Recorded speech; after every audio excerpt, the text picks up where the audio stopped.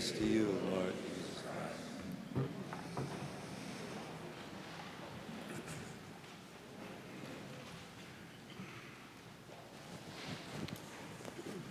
So this is another one of those Gospels where Jesus is in a challenging situation with the scribes and leaders of the people.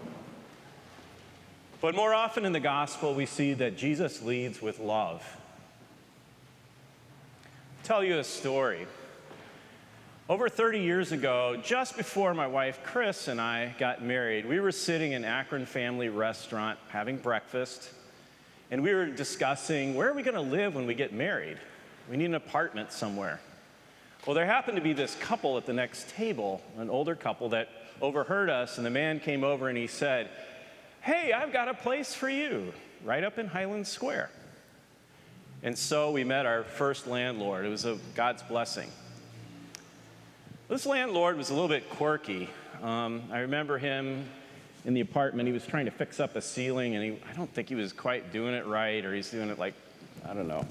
Anyways, I said, "Hey, let me do that for you." And he let me, and that was fine. Back in those days, I think you might recall there was an abortion clinic on West Market Street, and it was where the Red Cross building is now. And then there was this guy that would be out there every day, and he had a raincoat, and on the back of it was painted this big old peace sign, and it said, "Pro-peace."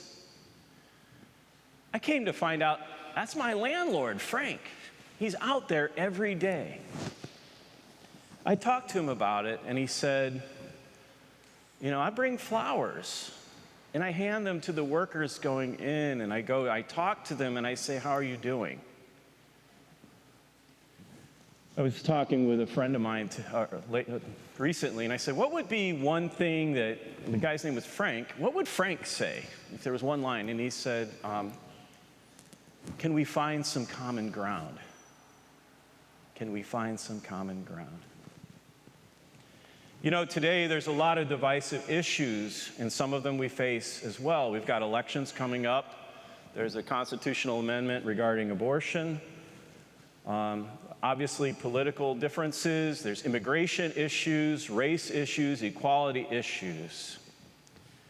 All very difficult, and people coming at it from many sides. I am pro-life. I am for life from the beginning of birth, conception to death. But if I preach about pro-life and I do not lead with love, I am a noisy gong, a clanging cymbal. Our first reading and our gospel today talk about hypocrisy, people that say one thing and do another. And Jesus is pretty harsh about that. But I want to focus today on that second reading from Philippians. Philippians is this great hymn of Jesus the servant. It's about his kenosis. Kenosis meaning emptying out of everything. Jesus would lead with love.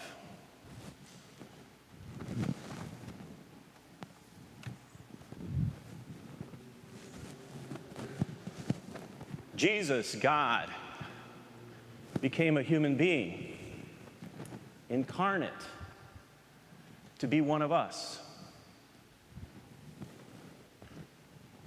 He took the form of a slave. About 70% of the population at the time in the Romans were slaves. That was the lowest caste of citizens.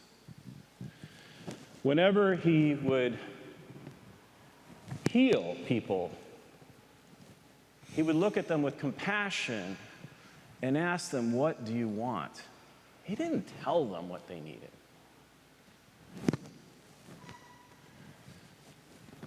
He met the woman at the well and had an interesting conversation that opened up her heart to be able to hear and receive the truth.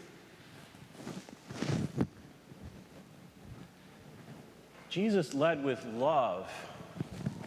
And Jesus would eat with tax collectors and sinners. And Jesus, at the Pharisee's house when he was dining, a prostitute came and anointed his feet. He led with love. Jesus even talked to the rich young man, looked at him with eyes of compassion. And when he asked, "What more can I do?" Jesus invited him. He made an invitation. He left his freedom open. The rich young man went away sad, but that was Jesus' love and compassion.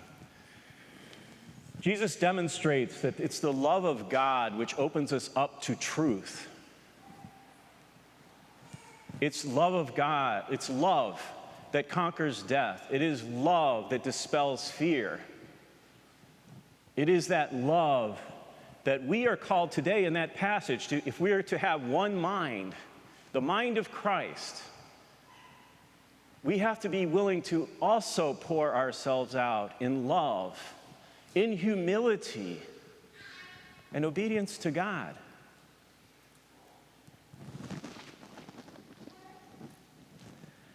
A little more backstory. So Chris and I were driving here to Mass this morning, and we pulled into the St. Vincent Cemetery just for a minute. You see, there's a memorial to the unborn that's there, and it was put in by the caretaker for many years, Frank Kozla. Frank Kozla used to gather people there for a regular rosary for life. And there also, Frank Kozla's tombstone is there. He was a veteran, World War II veteran of the Air Force. And I learned later that he was on bomber planes, and they dropped bombs on towns, on men, women, and children. And I know he was never okay after that.